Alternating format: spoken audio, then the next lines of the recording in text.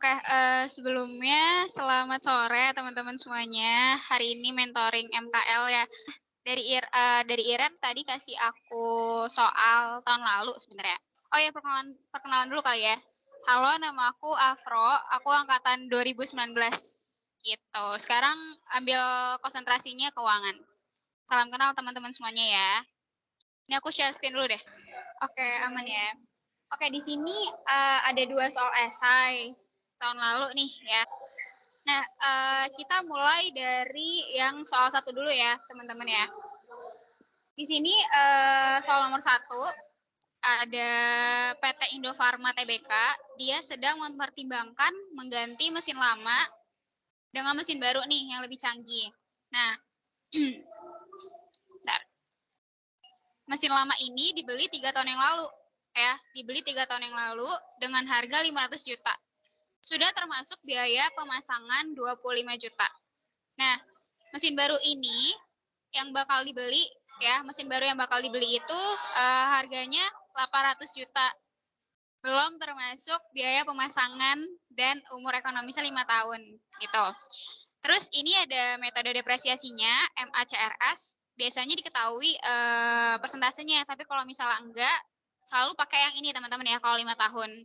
Kalau misalnya 3 tahun boleh dicari lagi di buku atau di internet kayak gitu. Tapi biasanya sih 5 tahun. Nah, mesin lama ini diganti dengan mesin baru. Saat ini mesin lama dapat dijual dengan harga 175 juta. Ini harganya. Nah, pergantian mesin baru akan meningkatkan cash 50 juta, marketable securities 25 juta, accounts receivable-nya 40 juta, dan inventories-nya 25 juta. Ya. Sedangkan akun payable diperkirakan meningkat 35 juta, notes payable-nya 25 juta, dan accruals-nya itu 20 juta. Pada masa akhir ekonomis mesin baru akan laku terjual 50. Jadi nanti kalau misalnya udah habis nih, masa pakainya masih bisa dijual sebesar 50 juta. Sedangkan mesin lama masih memiliki nilai 10 juta. Pajaknya 21%, besar revenue dan expense-nya ada di tabel ini. Nah, kita disuruh hitung initial investment, OCF, sama terminal cash flow gitu ya teman-teman. Nah, ini sebenarnya materi di capital budgeting cash flow. Jadi kalau misalnya sedikit ingetin, capital budgeting cash flow itu kayak apa ya? Kayak kita tuh mau lihat gimana sih cash flow kita sebagai perusahaan kalau misalnya kita ngelakuin suatu investment. Investment itu kan nggak selalu bentuknya kayak kita ngeluarin duit untuk investasi ya. Tapi bentuknya pembelian aset, pembelian barang-barang, termasuk kayak mesin atau gedung, itu juga mempengaruhi terhadap cash flow. Misalnya kayak gini, di sini dia Indofarma ini mau ganti mesin gitu ya, mesin baru sama mesin lama gitu. Kita mau lihat kira-kira pengaruhnya mesin baru ini ada impact bagus gak sih ke cash flow kita, nambah banyak pemasukan gak sih kayak gitu. Jadi kita mau lihat itunya. Nah, di capital budgeting cash flow itu ada 3 jenis unsur gitu ya. Ada initial investment, ada operating cash flow, sama terminal cash flow. Nah, biasanya kalau misalnya initial investment atau operating cash flow sampai terminal cash flow kan udah ada template-nya sendiri ya teman-teman ya. Kalau masih ada bukunya atau biasa pakai buku MKL, itu pakai dari situ aja. Biasanya dosen juga pakai dari situ. Nah, ini kita hitung dulu buat initial investment. Initial investment tuh ibaratnya kayak uang yang kita keluarin saat melakukan investasi itu gitu ya teman-teman. Di sini unsurnya ada 3, ada install cost of proposed machine, ada after tax profit from sale of present machine, ada change in net working capital kayak gitu. Nah, di sini kita mau hitung dulu kira-kira berapa sih modal yang kita pengen keluarin gitu untuk ganti mesin gitu ya. Nah, di bagian install cost of proposed machine ini kita masukin angka dari biaya pembelian mesin baru nih teman-teman. Nah, di sini di bagian cost of proposed mesinnya kita masukin angka belinya aja, harga belinya aja ya. Kalau misalnya di soal berarti di sini adalah Di soal ini berarti harganya adalah 800 juta ya. Ini di luar angka instalasi, biasa instalasi atau biaya pengiriman. Jadi benar-benar harga barangnya aja ya teman-teman. Berarti 800 juta. Gitu. Nah, setelah itu masuk ke installation cost. installation cost itu nggak cuma biaya pemasangan ya, tapi nanti kalau misalnya ada biaya pengiriman atau biaya asuransi perjalanan itu juga dimasukin gitu ya. Bedain asuransi perjalanan sama asuransi pemakaian. Kalau pemakaian itu kan buat lifetime dari mesinnya kan, tapi kalau perjalanan itu adalah yang kita keluarin pas untuk ngedapat mesinnya. Jadi konsepnya kalau di installation cost ini adalah biaya-biaya yang kita keluarin ketika kita mendapatkan barang tersebut kayak gitu ya. Nah, berarti di sini installation cost-nya adalah 100 juta. Ya, 100 juta aja ya di sini ya. Ini aku ganti warna untuk yang udah kita tulis. Nah, berarti di sini installation cost-nya 100 juta. Berarti total install cost propose-nya atau total dari biaya mesin barunya adalah jumlah dari cost of mesin sekarang sama installation cost-nya gitu ya. Ditambah. Totalnya adalah 900 juta. Pindahin ya. Terus dari installation cost ini kita harus kurang sama perolehan jual mesin lama. Jadi kan kalau misalnya kita modal kita ya, kita beli mesin gitu, tapi kita juga ngejual mesin yang lama, itu biayanya kita kurangin gitu teman-teman ya. At least kayak contoh kayak gini. Misalnya aku beli mobil baru harganya 100 juta. Tapi aku punya mobil lama kan. Mobil lamanya ini aku jual harganya 30 juta gitu. Jadi biaya aku keluarin kan 100 juta dikurang 30 juta gitu ya. Jadinya 70 juta. Oke, gitu. Jadi konsepnya gitu. Jadi kita harus kurangin biaya penjualan dari mesin yang lama gitu. Nah, di sini kita masukin berapa sih kita jual mesin yang lama. Kalau teman-teman lihat di sini, biaya mesin lama dijualnya adalah sebesar, nah ini ya, biaya mesin lama dapat dijual dengan harga 175 juta. Ya, 175 juta. Berarti di sini nanti kita masukin 175 juta. Nah, gitu. Sekarang dikurangin sama tax on sale-nya gitu. Nah, kita tahu berapa sih pajak yang terkena itu dari apa? Dari namanya book value, teman-teman. Jadi di sini kita harus cari dulu berapa sih book value dari mesin yang lama. Gitu ya, bentar aku tulis dulu. Nah, book value itu apa sih? Book value itu adalah nilai yang dimiliki oleh mesin tersebut gitu. Misalnya kan kita beli dari dulu itu 500 juta gitu. Nah, udah 3 tahun berjalan, kira-kira berapa nih sisanya gitu ya? Berapa sih book value-nya? Dari book value itu kita baru tahu nih, kira-kira kita untung atau rugi gitu ya. Book value rumusnya apa? Book value itu rumusnya adalah cost dulu, installation cost dari buku ini ya. Kalau masih ingat, cost dikurang dan nah, jadi book value itu adalah installation cost dikurang sama akumulasi depresiasinya. Akumulasi depresiasi di sini adalah akumulasi depresiasi selama tahun pemakaian, teman-teman. Nah, gimana caranya kita mencari book value mesin yang lama? Mesin yang lama itu dia bilang harganya adalah 500 juta, tapi sudah termasuk biaya pemasangan. Jadi, menurut teman-teman, kita tuh pakai 500 juta atau 500 juta dikurang 25. Ada yang tahu nggak? Kira-kira kita pakainya yang angka 500 juta atau yang udah dikurang 25? 500 juta ditambah 25 kayaknya sih. Iya, tapi yang benar adalah 500 juta aja. Karena 500 juta ini sudah termasuk biaya pemasangan gitu. Jadi 500 juta ini udah termasuk installation cost-nya gitu ya. Nah, jadi nggak perlu kita tambahin lagi. Jadi buat nyari book value-nya langsung kita hitung 500 juta dikurang sama akumulasi depresiasinya. Karena dia 3 tahun ya teman-teman ya. Jadi kita cari akumulasinya gimana? Kita jumlahin dulu persentase depresiasinya. Kan di sini ada 20, 32, 19 kan. Berarti kita kaliin dia sama 20%.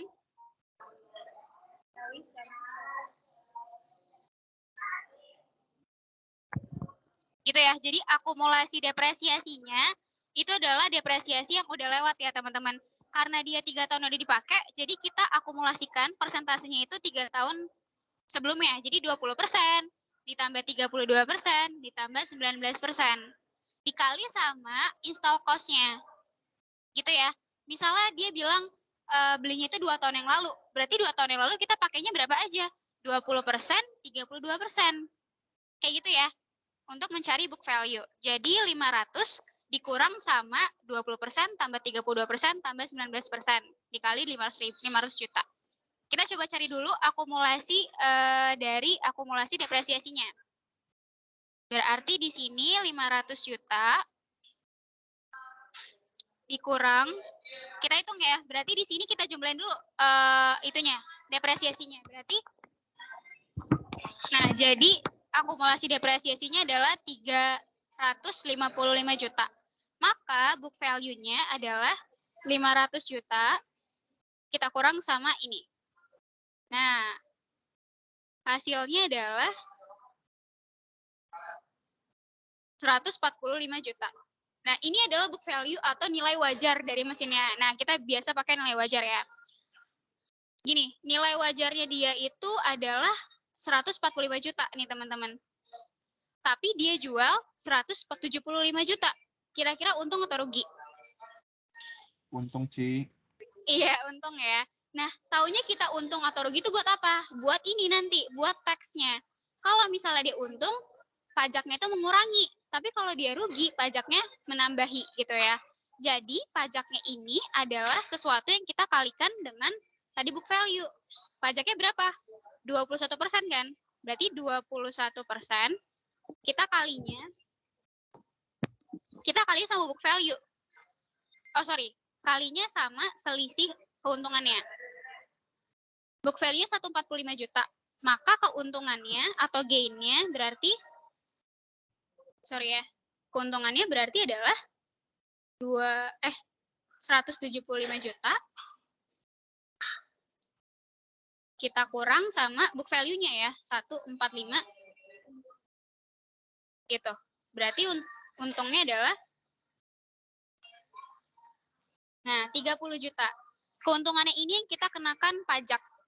Berarti di sini pajaknya adalah 21%. Kita kali sama gain-nya ya. Jadi 6.300.000. Aku merahin karena dia mengurangi. Gitu ya. Maka total after tax profit-nya adalah penjualan dikurangi sama pajaknya. Dapat 168.700 juta. Gitu. Nah, sekarang di bagian lainnya dari initial investment adalah net working capital. Nah, net working capital ini adalah perubahan dari modal selama operasional gitu. Nah, net working capital sendiri, ini aku pindahin dulu bentar ya. Nah, NWC sendiri atau net working capital sendiri itu rumusnya adalah perubahan pada current asset dikurang sama perubahan pada current liabilities gitu. Nah, kita tuh biasanya kalau di sini di NWC kita suka diecohin akun-akun mana aja sih yang termasuk current asset, yang mana yang bukan termasuk current asset. Sebaliknya juga kayak gitu current liabilities ya. Nah, di sini kita ada cash, ada market securities, ada AR, ada inventories buat current assetnya.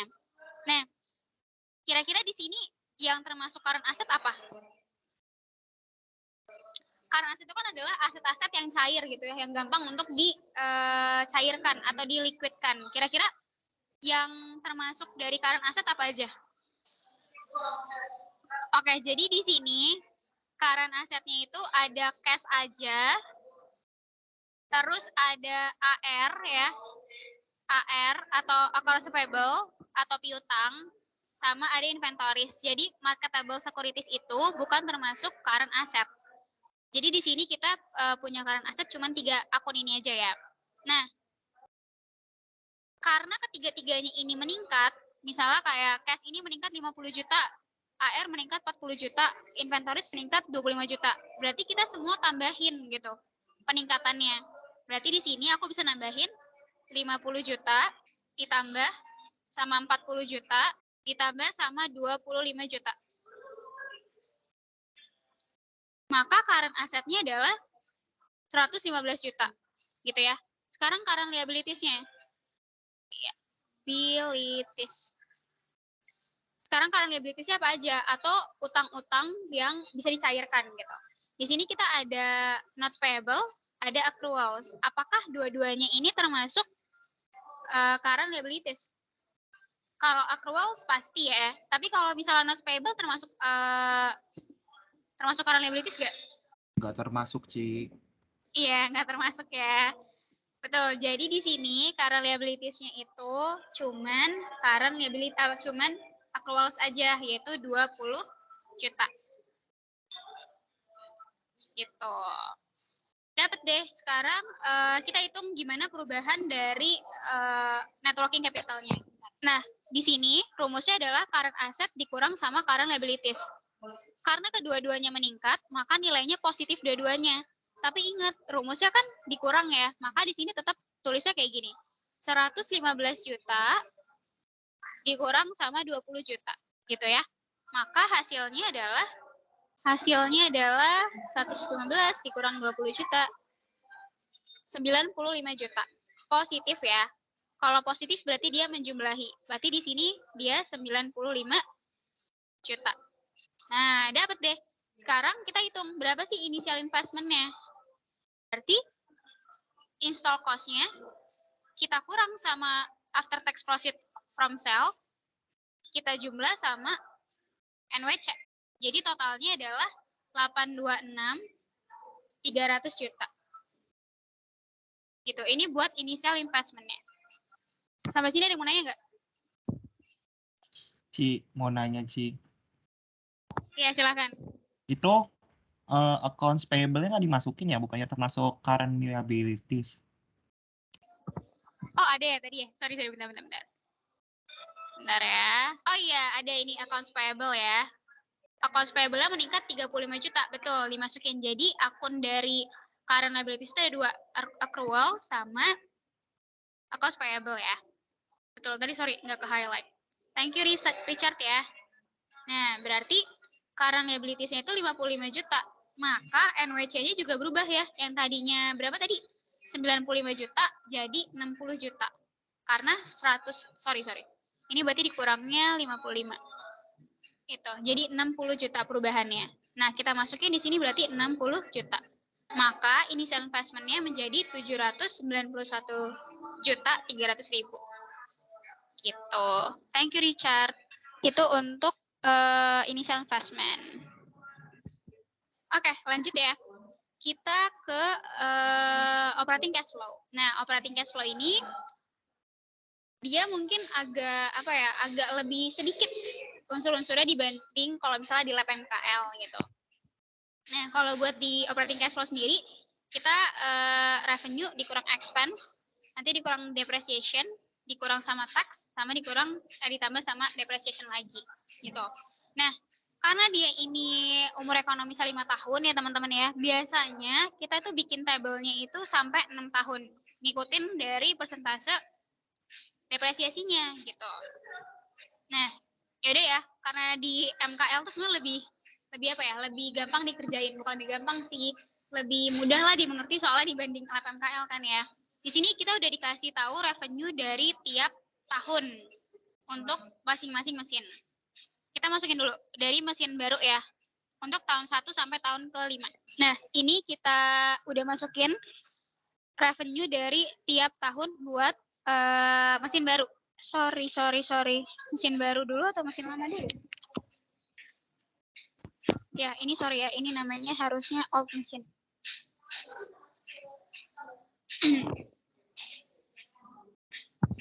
Oke, abis itu kita kurangin sama expense-nya. Expense-nya juga dapat dari tabel ini. 380, 280, 380, 540, sama 600 juta. Masukin ya. Oke, udah masukin revenue, udah masukin expense. Nah, kita kurangin untuk dapat earning before depreciation, interest, and tax. Ya, kita kurangin. Berarti revenue kita kurang sama expense. Gitu. Semuanya juga gitu ya. Ini aku copy semua ke samping. Gitu. Ini aku merahin untuk penanda dia dikurang ya. Oke. Habis itu kita masukin depresiasinya. Oke. Kita masukin depresiasinya tiap tahun gitu.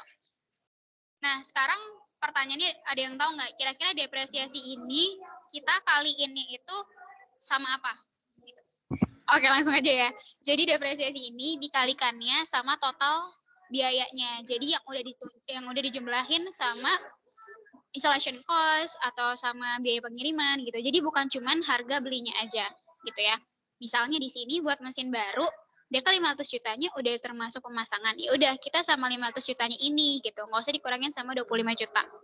Berarti di sini depresiasi yang pertama 20% ya. 20% dulu buat tahun pertama.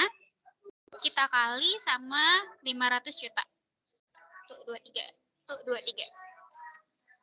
Tahun ketiga berarti 32% dikali sama 500 juta. Tahun ketiga berarti 19% dikali sama 500 juta. Tahun keempat pakainya 12%. Berarti kira-kira depresiasinya ada yang tahu nggak nih buat tahun keempat sama kelima berapa? Ada yang mau bantu hitung berapa? Tahun keempat sama tahun kelima? 60 juta. 60 juta. Betul ya? Karena 12% kita kalikan sama 500 juta. Tuh, 60 juta. Betul. Ini aku take notes di sini. Depresiasi adalah biaya yang dikeluarkan. Bentar. Seluruh biaya yang dikeluarkan dikali presentasi depresiasi. Diingat ya teman-teman ya, besok jangan lupa depresiasi itu adalah yang kita kalikan dengan biaya yang kita keluarkan total semuanya gitu ya. Oke, dapatlah di sini earning before interest dan tax. Tinggal kita kurang ya semuanya ya. Oke. Copy ke samping. Oke. Sekarang kita kurang sama tax-nya. Ya. Tax-nya itu adalah 21%. Berarti di sini 21% kita kali sama EBIT-nya. Ya, EBIT. Gitu. Semuanya kayak gitu. Berarti kita tinggal copy ke samping. Nah, inilah tax-taxnya. Dapatlah NOPAT, net operating profit after tax. Atau kalau misalnya di ini, kalau misalnya di apa namanya? Ya itulah. Jadi bingung. Ya kita kurang ya. EBIT kita kurang sama tax. 79 juta. Kita copy ke samping. Nah, terakhir NOPAT ini kita jumlah lagi sama depresiasi. Jadi tadi kita kurang, bisa kita tambahin sama depresiasi ya. Jadi angkanya samain aja sama yang depresiasi ini. Ya. Samain semua. Maka dapatlah operating cash flow-nya jumlah NOPAT ditambah sama depre. Gitu. Ini buat mesin baru atau propose mesinnya. Berarti OCF-nya tahun pertama segini, tahun kedua, tahun ketiga, keempat, kelima, keenam. Ya. Kita hitung dulu yang old mesin ya. Bentar kalau ada yang mau nanya, boleh ditanya. Old mesin sama aja. Kita tinggal ikutin revenue dari tabelnya, dari tabel soal. Tahun pertama itu 450, 23. Tahun kedua 440. Tahun ketiga 400. Tahun kelima 385.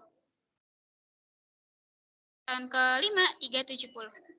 Ya, expense juga masukin 350. Tuh 23, tuh 23. Nah, dia expense-nya tiap tahun sama. Tinggal kita copy. Oke, warna merah ya biar tahu dia pengurang. Sama kayak tadi, nyari EBIT, revenue kita kurang sama expense. Ya. Copy ke samping. Oke, sekarang kita masukin depresiasinya.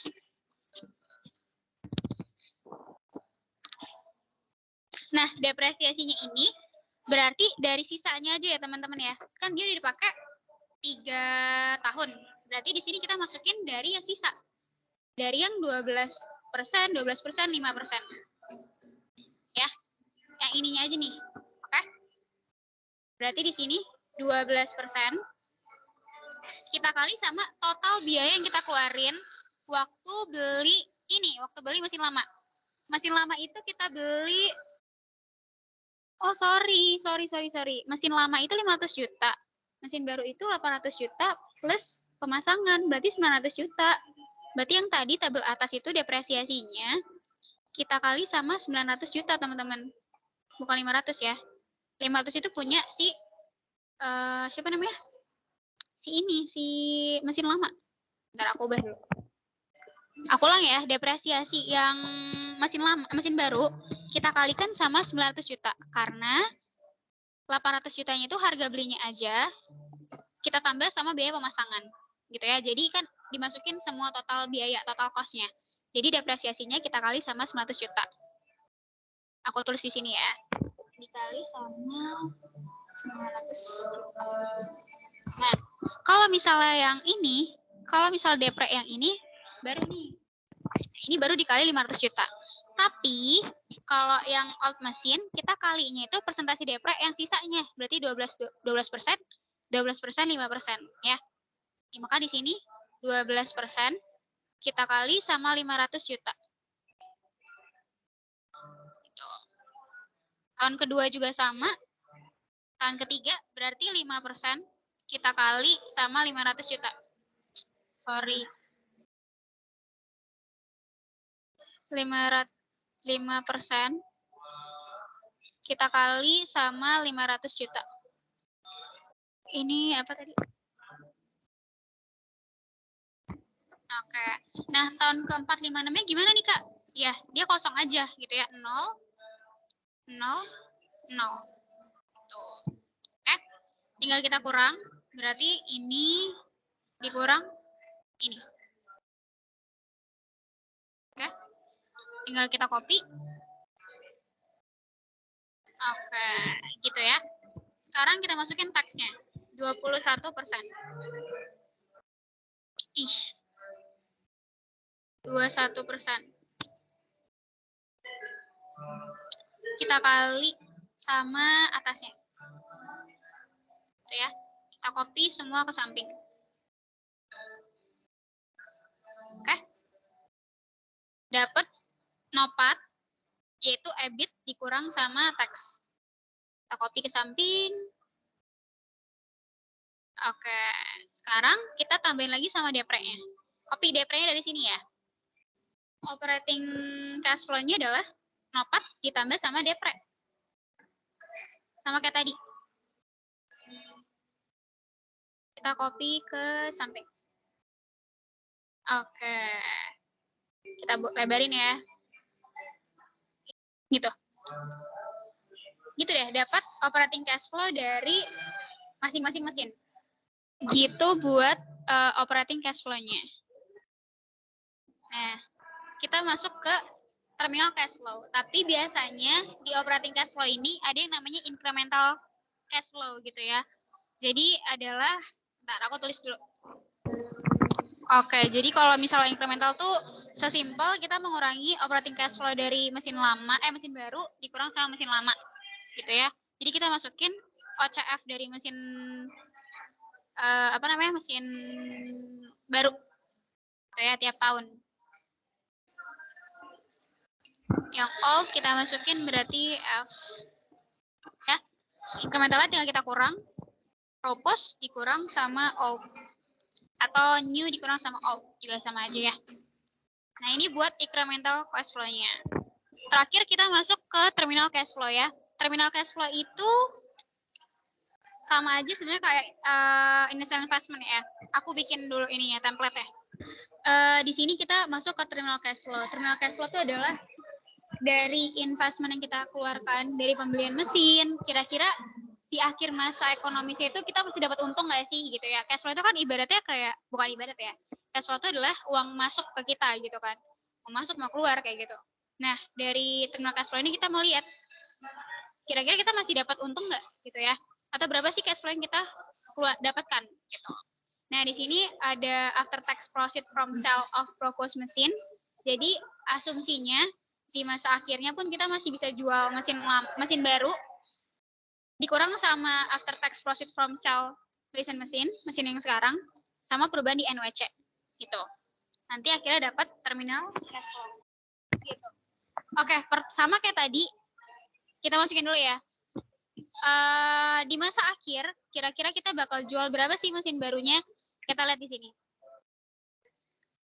Pada masa akhir umur ekonomisnya, mesin baru akan laku dijual 50 juta. Ya, berarti di sini akan laku 50 juta. Berarti 50 gitu ya. Akan laku 50 juta. Nah, kira-kira dari penjualan ini kita untung atau rugi? Lagi-lagi kita harus cari dulu book value-nya ya. Book value dari mesin baru. Nah, kita tunggu nih kayak tadi. Ini rumusnya sama kayak tadi ya yang di atas. Ini. Jadi install cost-nya kita kurang sama akumulasi depreciation-nya. Depreciation. Gitu. Nah, install cost-nya buat mesin baru itu kan 900 juta. Ya. Nah, karena ini di masa akhir umur ekonomisnya, berarti akumulasi depresiasi dari berapa aja? Dari 5 tahun ya teman-teman ya. Berarti 20%, 32, 19, 12, dan 12.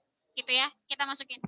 Nah, berarti kita mau cari dulu akumulasi dari depresiasinya adalah 900 juta.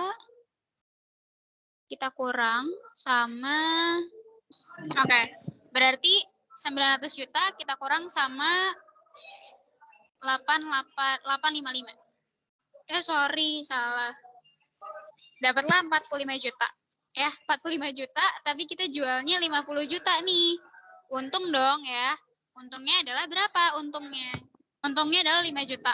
Maka tax yang dikenakan atau pajak yang dikenakan itu 21% dari keuntungannya 5 juta ya. Maka hasilnya adalah 1.050.000. Karena dia untung, maka tax ini adalah mengurangi ya. Jadi total after tax profit-nya adalah 50 juta dikurang sama 1.050. Gitu. Ya. 48.950. Gitu. Itu buat yang mesin baru. Nah, sekarang kita lihat mesin lama. Mesin lama itu dia bilangnya memiliki nilai 10 juta. Gitu ya. Memiliki nilai 10 juta. Sedangkan book value-nya berapa? Book value-nya itu kan berarti, ini kan gini ya teman-teman ya. Di sini dia nggak ngasih tahun. Tapi pas kita beli mesin baru aja tuh, dia udah berjalan 3 tahun. Which is, umur ekonomisnya itu masih sisa 2 tahun ya.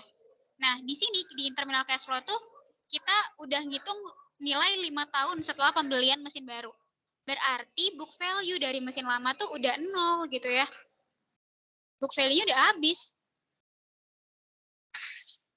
Value-nya udah habis. Dari mesin lama tuh udah habis gitu ya. 0. Sedangkan dia sekarang dikasih tahu tuh kalau misalnya nilainya 10 juta. Berarti di sini kita 10 juta. Tax-nya dari 10 juta ini berarti 21% kita kali sama 10 juta. Gitu ya. Maka sekarang total after tax profit-nya 10 juta dikurang ini. Gitu. NWC-nya sama kayak di initial investment, nggak ada perubahan, berarti 60 juta juga. Maka terminal cash flow-nya adalah 48 dikurang sama 79 ditambah sama 60. 101 juta 50.000.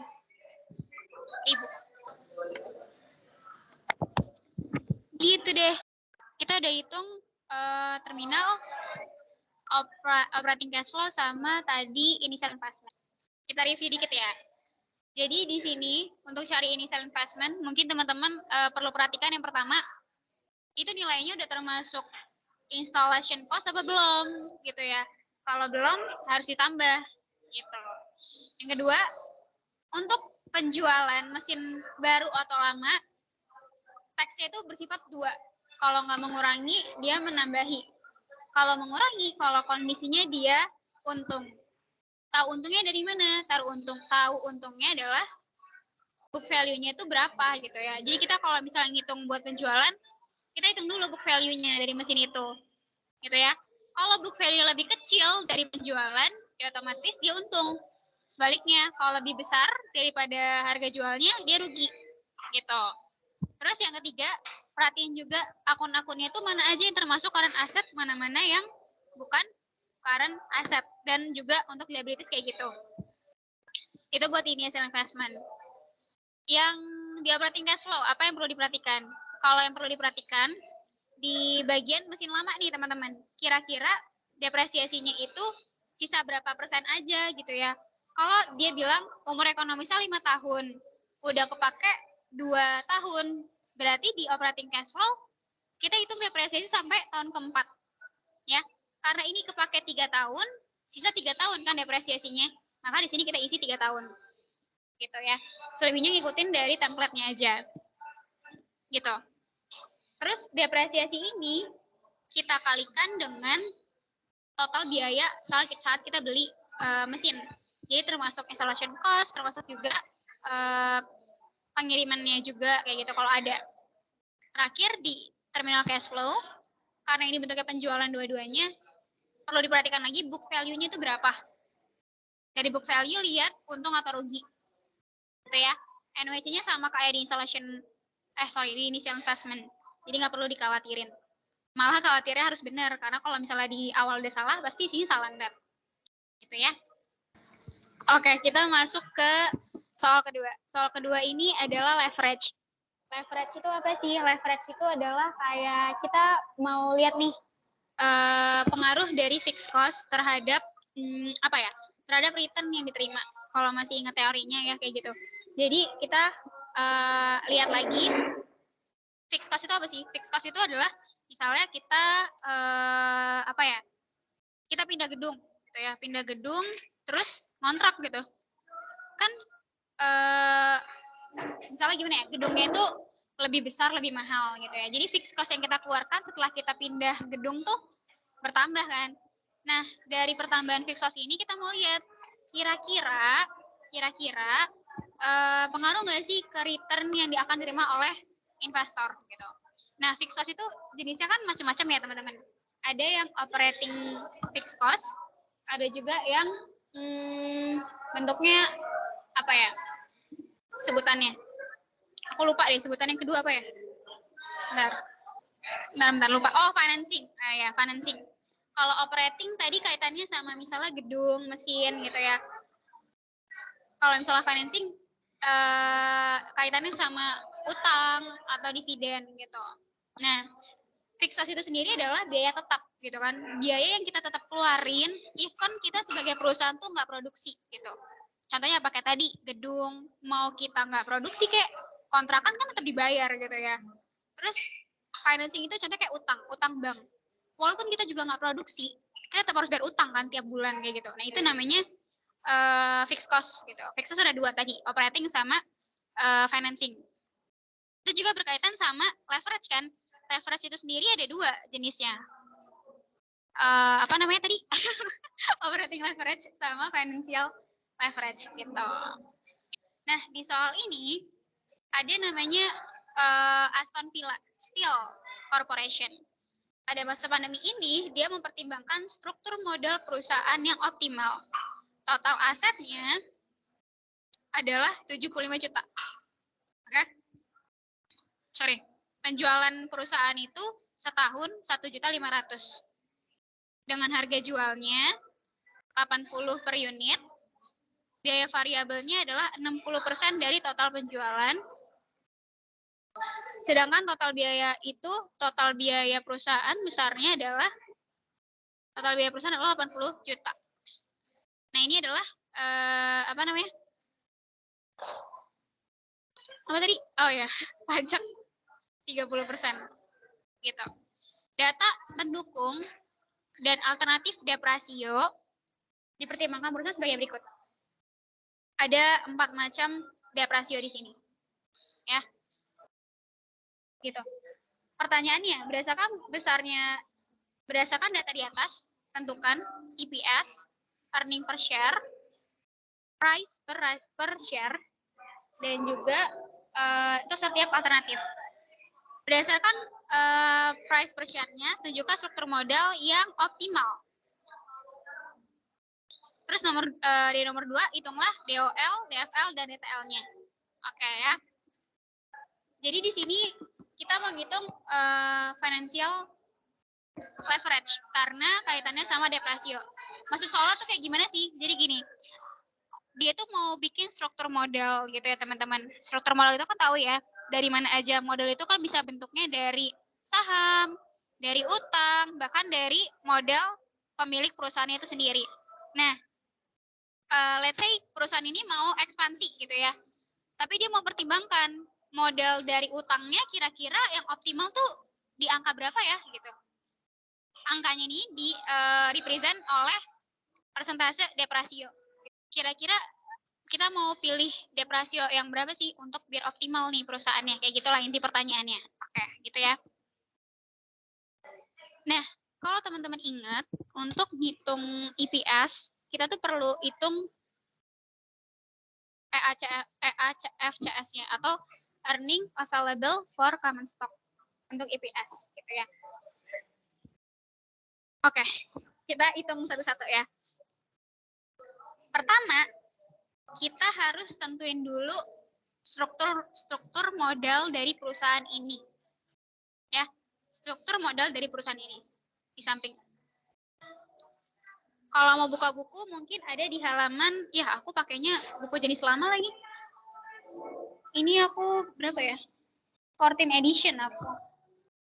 Itu dia ada di halaman 680 di bagian leverage. Itu dia posisinya di bawah tabel 13.9 atau example 13.18. Gitu. Oke. Kita tentuin dulu struktur modalnya atau capital structure. Kita tentuin dulu deh dari masing-masing debt ratio ini kira-kira berapa besar utangnya ya. Nah, sorry. Kita ke capital structure, tapi angkanya ntar dulu. Capital structure yang kita bisa identifikasi dari sini adalah yang pertama, perusahaan ini punya long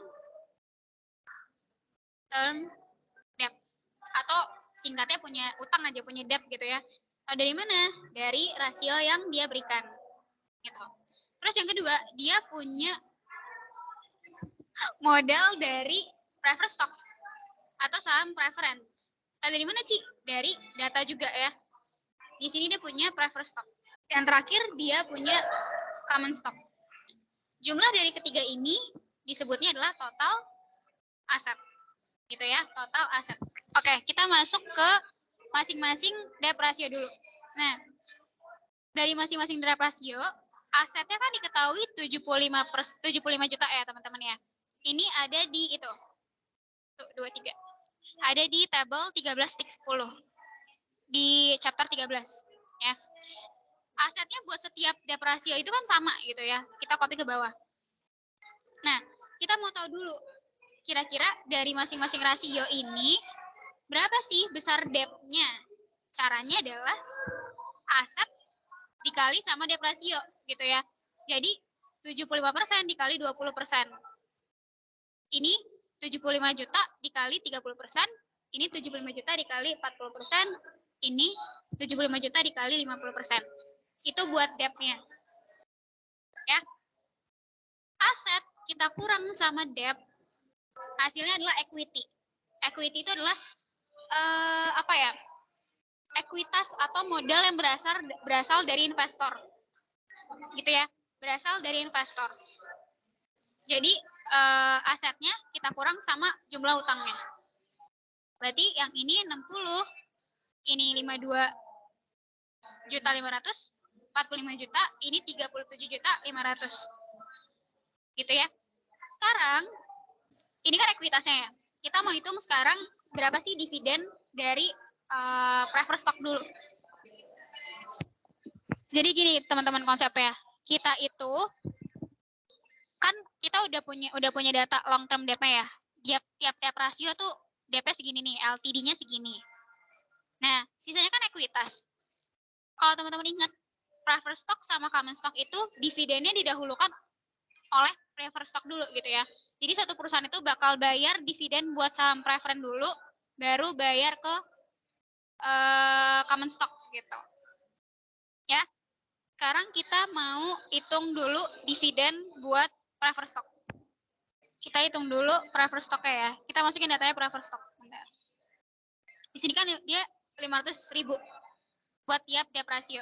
Berarti kita masukin 500.000. Nah, di sini kita hitung common stock ya. Jadi kita mau hitung jumlah modal dari common stock gitu ya. Berarti ekuitas kita kurang sama preferred stock. Jadi common stock-nya itu adalah segini. Aduh, Ci, maksudnya gimana sih gitu ya? Pusing ya. Jadi gini teman-teman, kita tuh harus tahu dulu struktur modal dia tuh kayak gimana sekarang gitu ya. Buat tiap rasio. Yang tadi aku bilang, capital structure dari perusahaan ini tuh ada 3. Yang pertama debt, yang kedua preferred stock, yang keempat common stock. Gitu ya. Tapi kita nggak tahu nih gimana jumlah dari masing-masing ketiga ini gitu ya. Yang kita tahu total asetnya itu adalah 75 juta tadi dari soal. Jadi kita harus cari dulu nih masing-masing tuh berapa gitu ya. Pertama, total asetnya kita mau cari DP dulu gitu ya. Berapa jumlah DP-nya? Total aset dikali sama DP rasio. Itu buat semua DP rasio. Total aset dikurang sama DEP adalah ekuitas. Ekuitas itu adalah kumpulan dari modal yang berasal dari investor. Atau ekuitas itu adalah saham gitu. Tapi kan sama ada 2. Preferred stock dan juga common stock. Preferred stock sendiri, itu tuh udah ada ininya. Udah ada diketahui di soal. Kalau misalnya 500.000 untuk setiap alternatif. Nah, sekarang kita nggak tahu common stock-nya berapa. Berarti kan sisa dari ekuitas gitu ya. Ekuitas itu adalah preferred stock tambah common stock. Maka common stock adalah equity dikurang sama preferred stock. Gitu ya. Ya teman-teman ya. Dapatlah di sini common stock. Oke. Nah, untuk menghitung IPS, kita perlu tahu berapa sih saham yang beredar. Yang beredar tuh berapa gitu ya. Atau outstanding stock. Maka kita harus cari dulu nih outstanding stocknya. Agak banyak ya, cuman nanti biar gampang. Di sini kita cari outstanding stock atau saham yang beredar gitu. Rumusnya apa? Rumusnya adalah common stock, ini ya, common stock ini, atau nomor 5 nih. Common stock ini, kita bagi sama price of common stock-nya. Kita bagi sama harganya. Gitu ya. Harganya itu $25 ya. Gitu. Berarti, di sini, common stock kita bagi sama $25. Nah, ini adalah jumlah saham. Ini satuannya lembar ya. Satuannya lembar gitu. Oke, kita sekarang masuk ke perhitungan IPS-nya. Jadi di sebelum kita ngitung IPS, kita harus tahu dulu nih revenue-nya, yaitu atau EBIT-nya gitu. Sales dikurang total variable cost dikurang total fixed cost. Ya. Sales-nya dulu. Sales-nya itu kan kata dia penjualannya 1 miliar berapa sih nih? 1.500.000 unit ya. Sales itu tahu kan rumusnya adalah kuantitas atau unit kita kali sama harga jual. Ya itu mah gampang ya. Kayak kita lagi jual barang, ya penjualannya harga jual sama berapa banyak barang yang terjual gitu aja. Berarti unitnya 1.500.000 kita kali sama harga jualnya berapa? 80. Gitu. Kita bikin buat 4 alternatif ya teman-teman ya. 4 alternatif itu ketika DP rasionya 20%, 30%, 40%, dan 50%. Maka penjualannya 120 juta. Ini kita copy ke samping karena semuanya sama. Gitu ya. Kita kurang sama total variable cost. Total variable cost adalah jumlah unit yang terjual kita kali sama variable cost-nya berapa nih? Variable cost-nya adalah 60% dari penjualan. Berarti kita kali 60% aja dari penjualan. adalah 72 juta. Semuanya sama ya. Fixed cost-nya berapa? Diketahui nggak? Nggak diketahui. Tapi total biayanya itu 80 juta. Total biaya itu kan adalah fixed cost. Tulis samping ya. Total biayanya itu tadi 80 juta. Fixed cost-nya kita nggak tahu.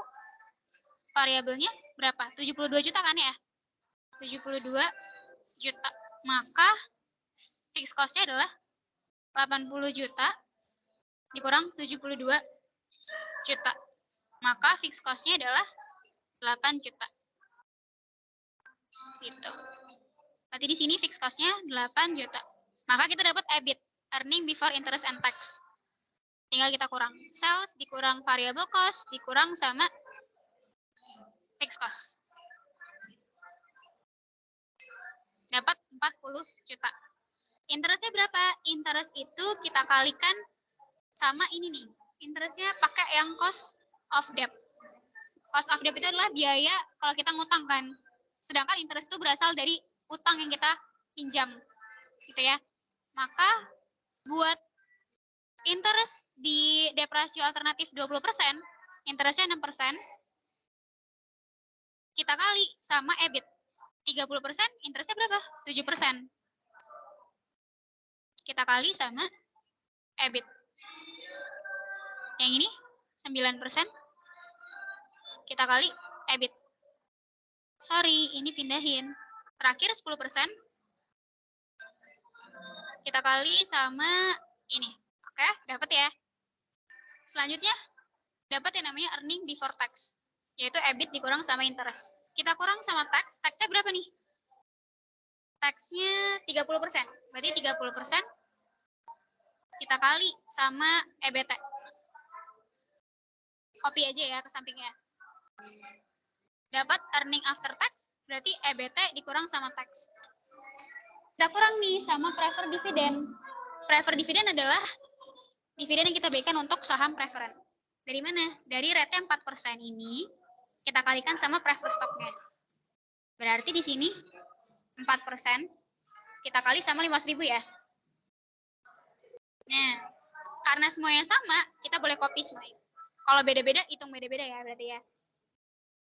Maka earning available for common stock adalah, kita kurang. Earning available for common stock itu apa sih?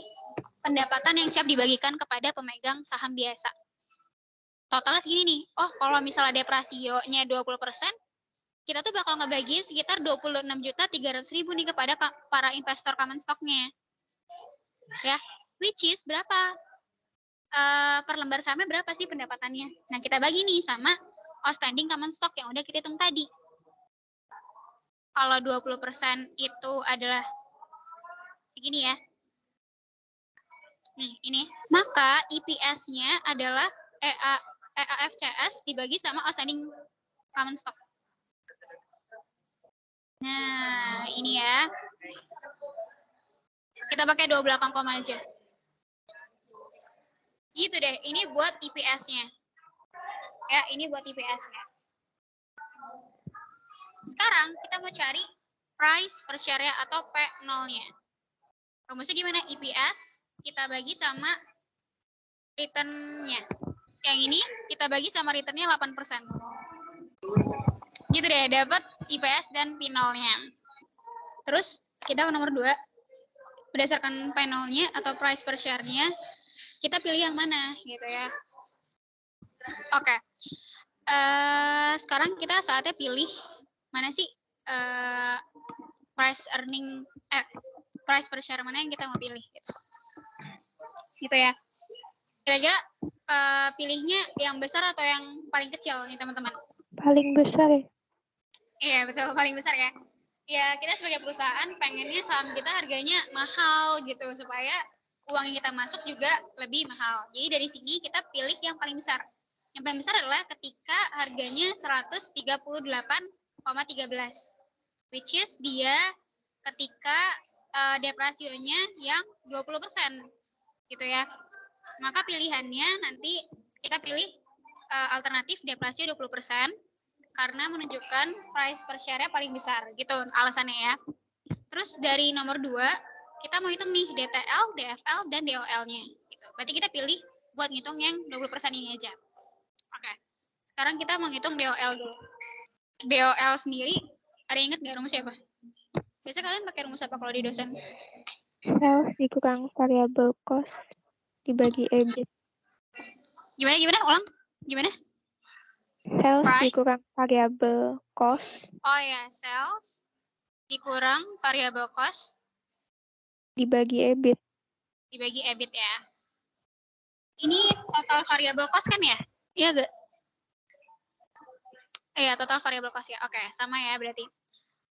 Kalau misalnya DFL itu berarti pakainya adalah EBIT